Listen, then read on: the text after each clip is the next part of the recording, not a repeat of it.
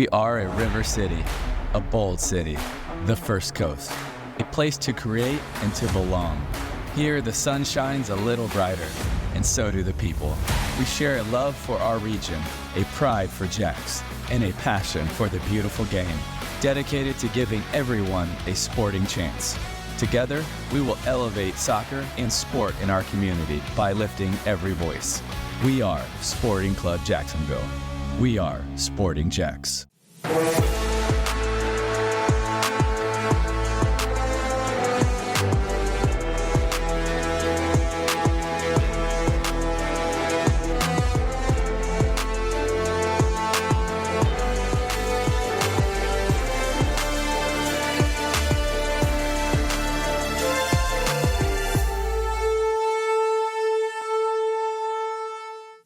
Hello and welcome into the Sporting Jacks Report. I'm Cole Pepper. We'll hear from Mauricio Ruiz and Becky Burleigh coming up. We're going to take a closer look at the Champions League as well as a local youth soccer star playing on the international stage. And we'll have more on the restart of the USL Super League season. But we begin with a huge announcement made this week by the USL. On Wednesday night, USL owners were informed of plans to launch a First Division League in 2027 or 2028. This league would initially consist of 12 to 14 teams and would petition for First Division status from U.S. Soccer. Once granted, the new league, likely to be called USL Premier, would compete with Major League Soccer as the top professional soccer league in this country.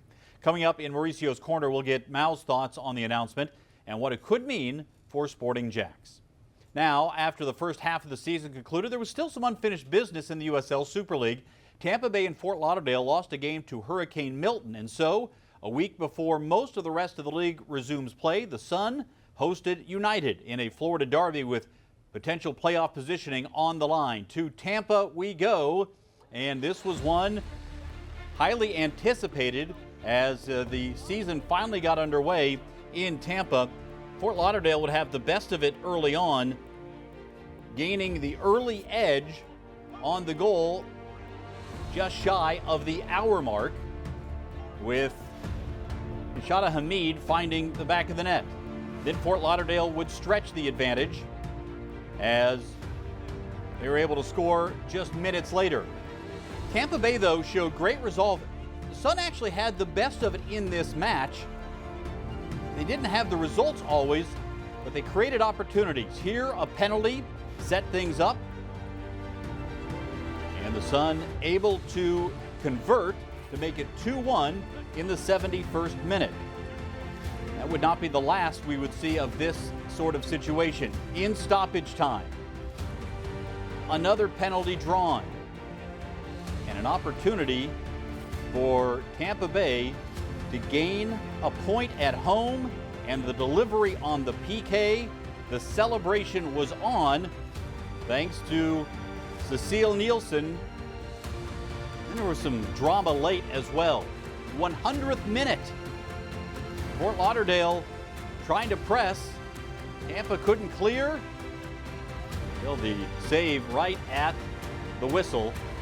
A 2-2 draw, a point for each of the Florida sides, and an exciting way to restart the second half of the season. I mean, today was a surreal game. We dominated the game for the first 35 minutes of the game. We let them come back in the last 10 where they were feeling a little bit of confidence, but we needed to put those chances away, and I think Flo would agree that if we put those couple chances away in the first half, it's a different game, and then you come out in the second half and same thing. It was our game to win, but they had 2 shots on goal the entire game, and so they were both goals. So it was a little bit frustrating, but my team was resilient and got a little bit more direct to get back in the game and did a great job. I feel like we've made some adjustments that fits the style of players we have, the players we have in our squad, and I think we've worked really hard this preseason to get where we are.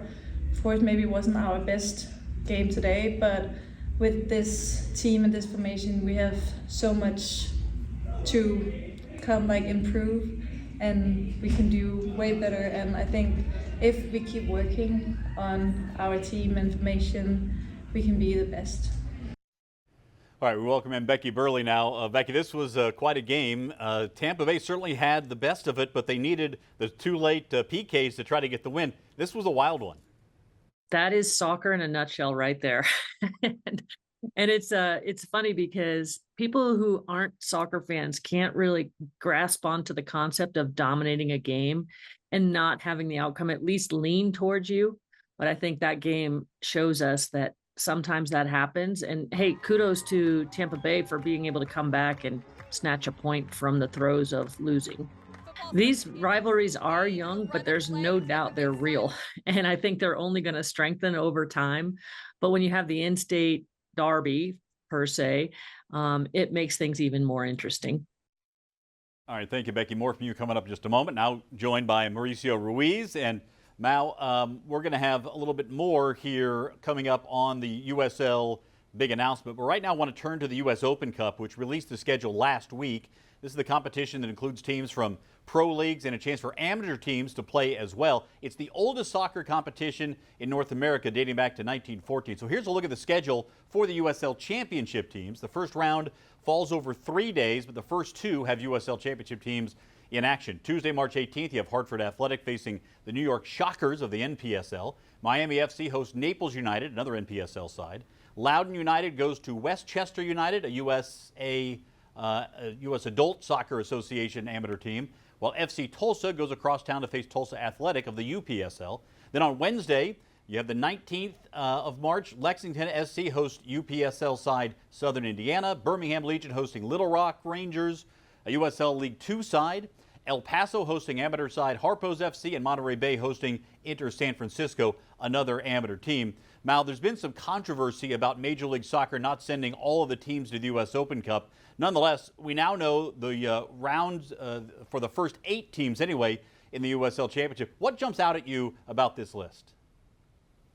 Well, you just love these local rivalries that just keep getting bigger. You know, the first round is very geographically centered, and you have professional teams playing against UPSL, NPSL, potentially League Two teams, and you have college kids. You have people that have already finished playing, but they're not done playing, and with an opportunity to still have a claim at glory. And some of these teams have some really big ambitions of going from amateur to professional, and eventually seeing how high they can get. So it's a wonderful competition to grow the game, to give everybody an opportunity.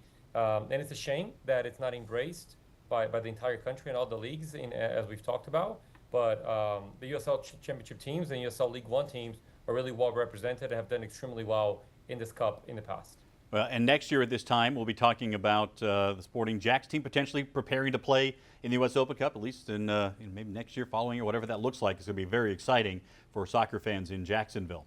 As for this year, we can also look forward to the USLW League and the USL League Two. These are pre-professional teams, largely made up of men's and women's college players who want to test themselves against high-level competition. Last year, the Florida Elite USLW team was ranked first in the nation, and this year the teams will compete with the Sporting Jacks badge on their shirts. This week they found out the other teams in the divisions.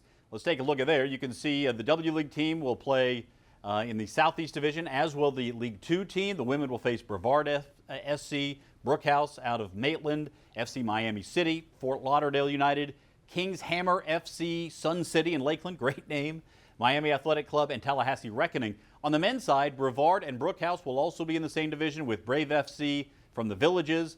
Inter Gainesville and Nona Soccer Academy will contend with Sporting Jacks for the first time. And Mal, this is a great opportunity to start to get a little bit of a glimpse of what's to come for Sporting Jacks on the field. This is a good place to start. It's a wonderful place. And if you look at all the teams that you just mentioned, really only Fort Lauderdale United going into their first year and Sporting Jacks have the entire pathway. And so the way that these two clubs will be utilizing this summer league effectively, which has always been for college players, now it expands the pool.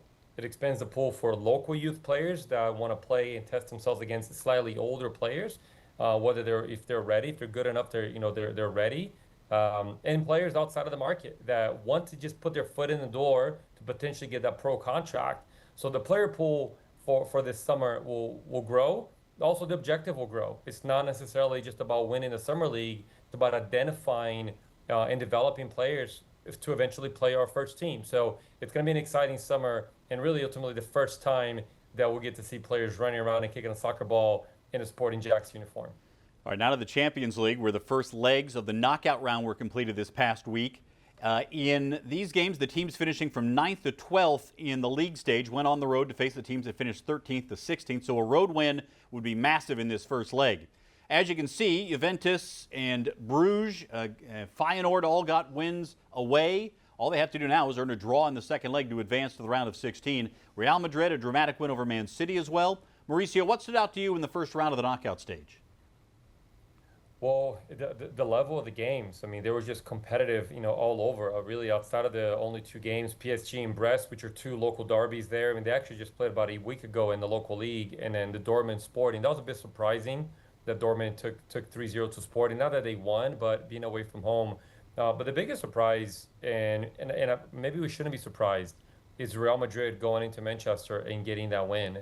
They were down, but Real Madrid just continued to do it in the most unorthodox Champions League kind of way, and getting the result and coming back and really getting that extra point at Manchester to take that back home to the Bernabeu.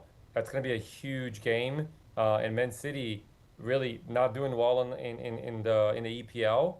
They need to stay alive in the Champions League for this year.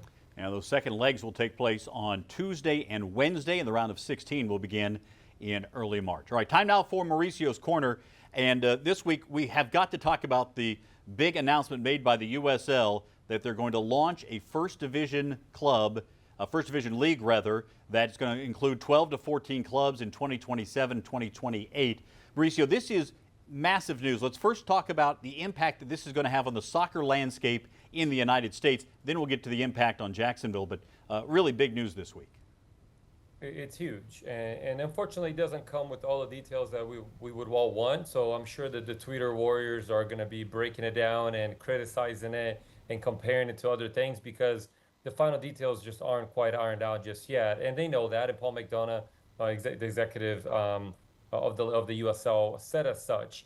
However, I think the thing that stood out the most, which is what we all wanted to hear, is the growth of the game going towards the global landscape, which is promotion relegation.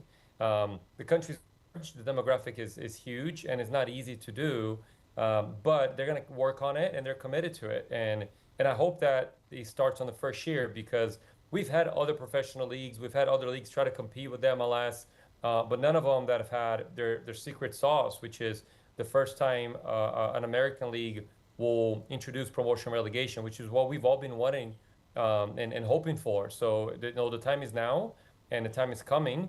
And the league having the structure call of the championship in League One, it's not like you're starting new. Those conversations are already happening with ownerships and presidents that have the aspirations to really compete at the highest possible level. All right, Mal, good stuff there. We'll have more for you coming up in just a bit. Come join Sporting Jacks at the Riverside Craft Beer Festival Sunday, February 23rd, under the Fuller Warren Bridge. More than 100 local and national craft beers, food trucks, a cornhole tournament, and live music. The festival opens for general admission at 1 p.m. with VIP starting an hour earlier. For tickets, go to riversidecraftbeerfestival.com. The festival benefits Community Peds Care and the Riverside Rotary Foundation and is presented by the Nevisor Foundation. Season tickets are now on sale for the USL Super League Sporting Jacks debut. Here's a look at the seating map for Hodges Stadium. Tickets start at $10 per game for students and go up to the field seats and premium hospitality. Join the movement and be a part of the first professional women's team in Jacksonville. Go to sportingjacks.com for more information. Still to come, Becky Burleigh rejoins us to talk about a bold direction being laid out by the U.S. women's national team coach, Emma Hayes. That's next as the Sporting Jacks Report rolls on.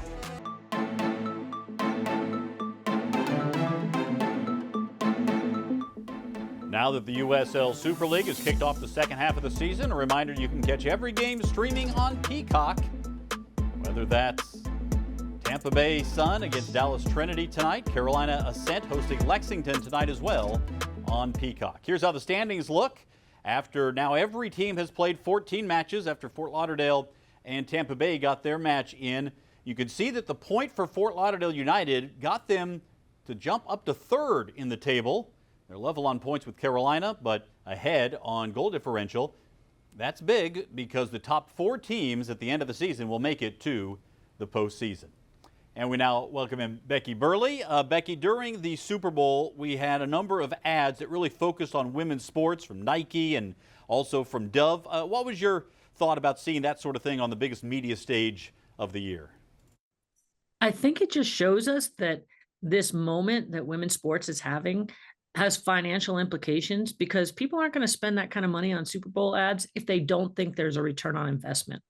And I think it's really neat that at this point, especially that Nike ad, it featured athletes from all sports. And that's really cool to see, because it's not just like a women's basketball movement or a women's soccer movement. It is a women's sports movement. And I think that's only going to continue. All right, Emma Hayes said recently that she wants U.S. Soccer, specifically with the women's national team, to consider everything they do through a women's viewpoint. So 2 questions. First, what will that look like? And second, why did it take so long for someone to lead that change? Both really good questions.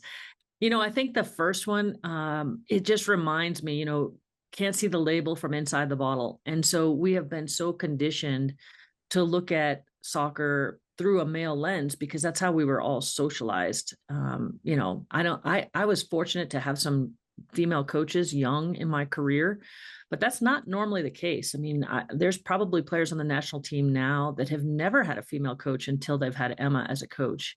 And it's not just the coaching, it's the methodology, it's the research on injuries. And I think Emma pointed to things like photography in sports and how that impacts self-esteem sometimes with players. And those are things that you don't really think about if you're not using the lens that she described. The question about why did it take so long? I think it's just a confluence of events. We finally have some money behind that. Michelle Kang made a huge grant to U.S. Soccer to help research things from a female point of view. I think we have a female coach who isn't just, based in the U.S. She's got international connections, all of that. So I think there's just so many different things coming together. Cindy Cohn is the president of U.S. Soccer, a female. Those things had to come together for us to get to this moment, and I think we're there. I think that it has a chance to succeed in terms of its mission, and then beyond that, what kind of a difference will that make in the future of U.S. Soccer? That's a really good question. I do think it has a chance to succeed because of all the factors I just mentioned. I think what the difference will be, that's hard to say, because we've never really gone this direction. And I think there'll be some things that are uncovered that we probably haven't thought about in the past. And certainly the ability to look at it from this lens is going to reveal some things, maybe some blind spots that we've had, maybe some things that, from for example, coaches' education perspective. There's just so many aspects of this that I think are going to be really, really interesting in this time period, with the focus on the movement of women's sports. What comes out of this? All right, good stuff, Becky. Thanks as always. If you sign up for season tickets right now for the USL Super League season, you'll receive a limited edition inaugural season scarf. Be a part of the first pro women's team in Jacksonville history. Go to sportingjacks.com for more. Still to come, our youth soccer spotlight. One local soccer star is showing she has what it takes to lead on the international stage. That's next as the Sporting Jacks report rolls on.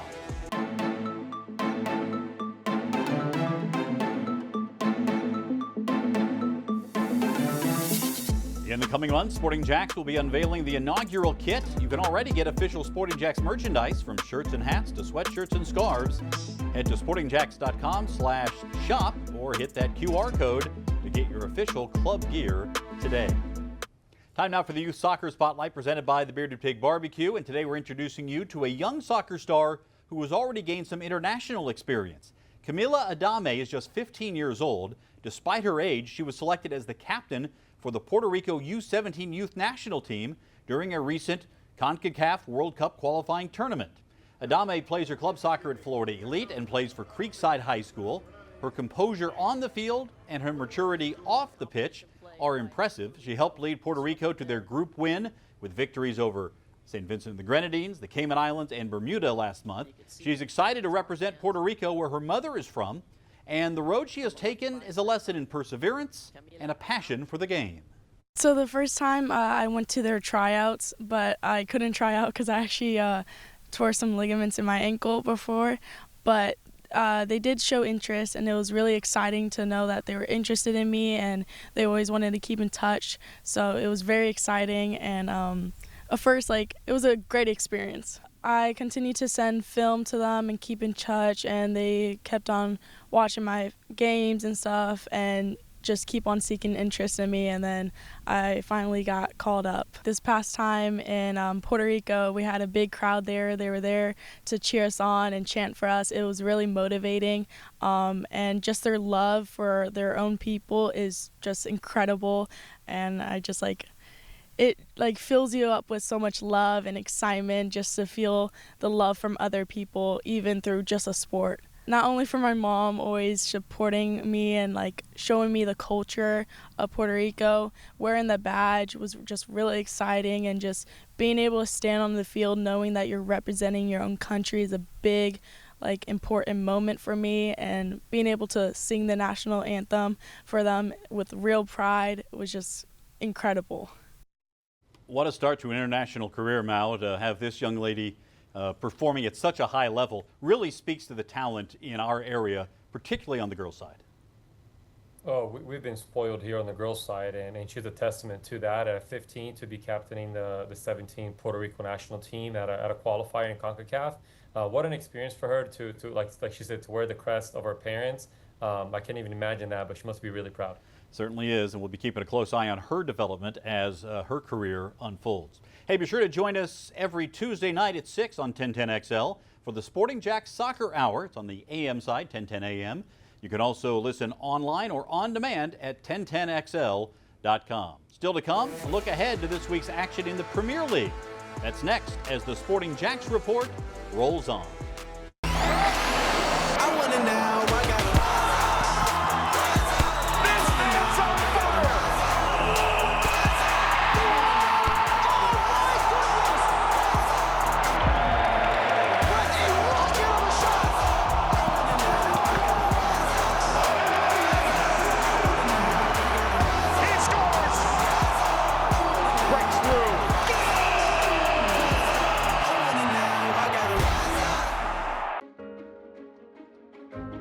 I'm actually the first person in my whole entire family, teenagers, adults, kids, grandparents, that's gotten my bachelor's degree. It was 16 hours to Missouri, and then we picked up my dad and my brother, and then it was another 5 hours here. I didn't get a walk for high school. Everyone else gets that opportunity, so when it came to this, I was like, I don't care how far it is away.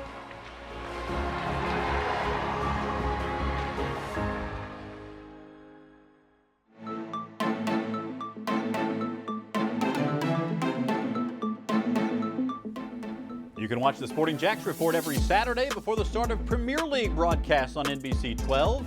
You can also find us on demand on First Coast News Plus and the Sporting Jacks YouTube channel.